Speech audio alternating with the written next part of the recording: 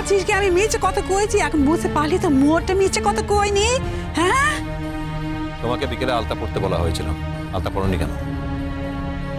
কি বলছো কিরণ? কাকে কি বলছো তুমি? শিক্ষিত মেয়েরা আলতা পরে নাকি? আলতা তো পরে আমাদের মতো গেঁয়ো।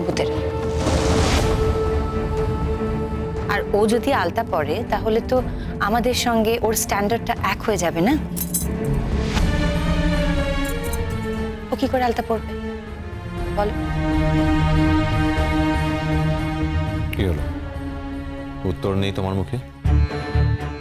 শোনো বাচ্চা, এ বাড়িতে থাকতে গেলে এবারে নিয়ম কানুন মেনে চলতে হবে।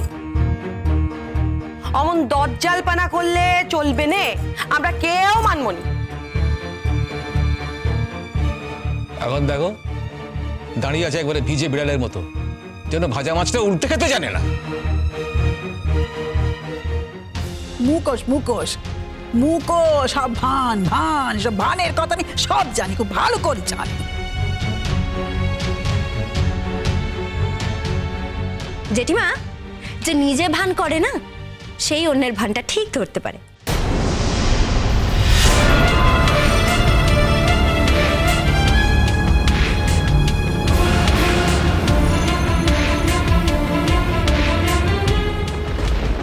ইমন, উফ, আপনি অফিস থেকে এসেছেন, একটু বিশ্রাম করুন, খাওয়া দাওয়া করুন। খেতে কোনো কাজ নেই না আপনার? এসে গোল টেবিল বৈঠক করে আপনি আমার বিচার করতে শুরু করে দিয়েছেন। বাড়িটাকে দিন দিন আপনি কোর্টরুম বানিয়ে ফেলেছেন নাকি? তুমি বাড়ির লোকেদের কথা অবাধ্য হয়েছো কেন? তারা তোমাকে আলতা পড়তে বলেছিল, পড়নি কেন? কে বলেছে আপনাকে যে আমি আলতা পরিনি?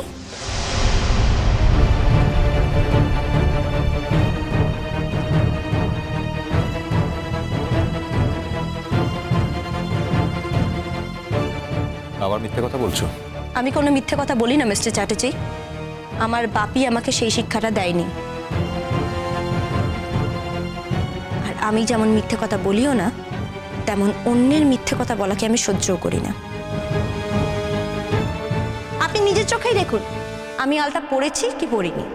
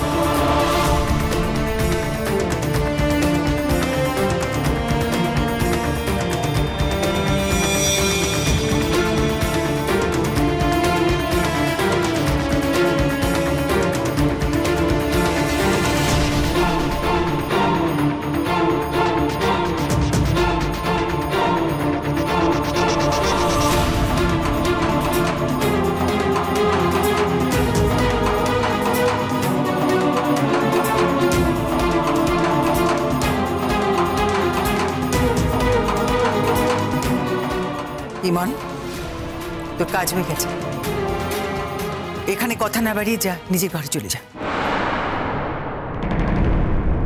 রনু, তোকে আমি বারবার বলেছিলাম যে যা করবি নিজের চোখে দেখে নিজের কানে শুনে তবে বিচার করবি।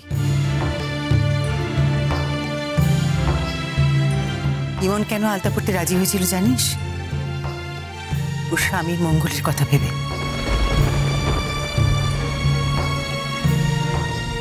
ও যখন শুনল যে আলতা না পড়লে স্বামীর অমঙ্গল হতে পারে,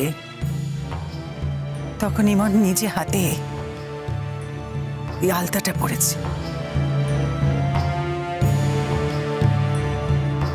তাই ভবিষ্যতে পারলে আমার কথাটা মনে রাখিস বাবা।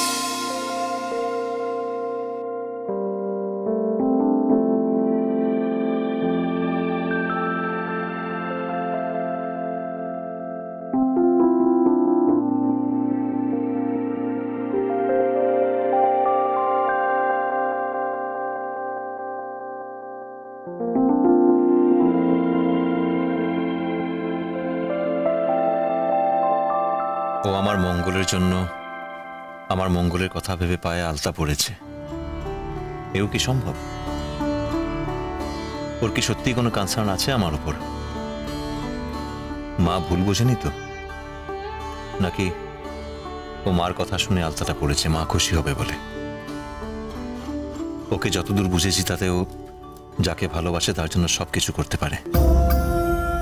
ও মা খুশি হবে বলেই আলতাটা পড়েছে।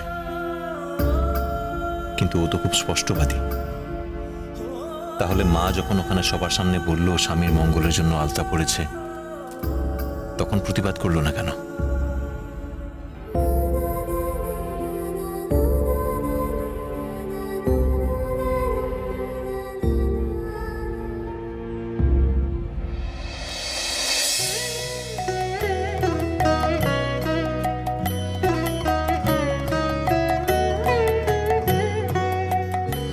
এমনিতে এত তেজ, এত মেজাজ,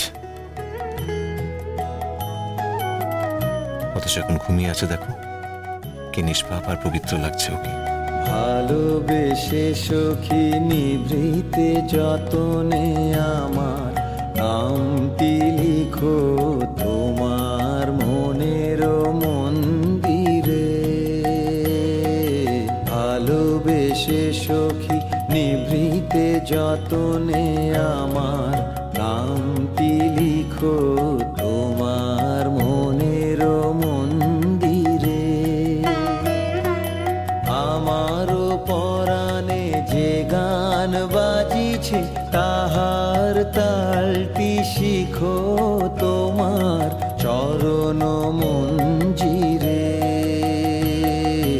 ভালোবেসে সখী নিভৃতে যতনে আমার নামটি লিখো তোমার মনের মন্দিরে।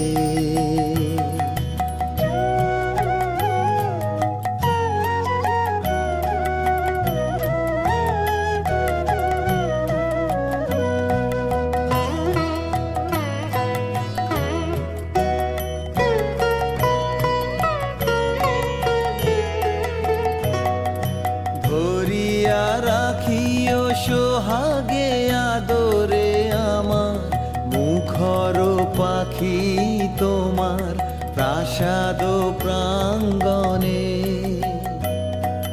মনে করে সখী বাঁধিয়া রাখিও আমার হাতেরও রাখি তোমার কনক কঙ্কনে। ভালোবেসে সখী নিভৃতে যতনে আমার নামটি লিখো তোমার মনের মন্দিরে।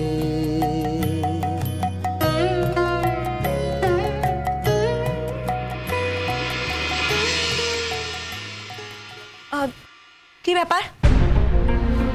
অনেক রাত হলো তো, কাল আমাকে অফিস যেতে হবে, আমার একটু ঘুমের প্রয়োজন।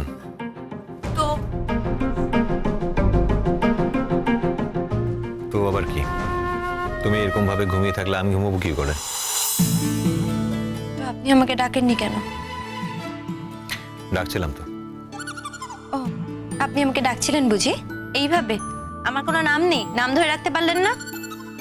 বাবা, কপালে হাত দিয়েছি বলে কি কপালটা ক্ষয়ে গেল নাকি? কপালে হাত দেওয়ার প্রয়োজন বা কেন? ঘুমিয়ে থাকা একটা মানুষের কানের কাছে গিয়ে ষাঁড়ের মতো চেঁচিয়ে ঘুম থেকে তোলে না, সেটা নিয়ম নয়। কেউ ঘুমিয়ে থাকলে তাকে আলতো করে ডেকে তুলতে হয়। আচ্ছা, তো আপনি আমাকে ডাকছিলেন বুঝি? বললাম তো ডাকছিলাম।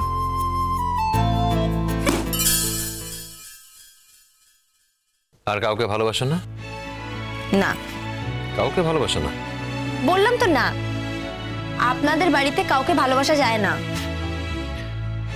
একদিন দেখবে এবারে সকলকে তুমি ভালোবাসবে, এমনকি হয়তো আমাকেও।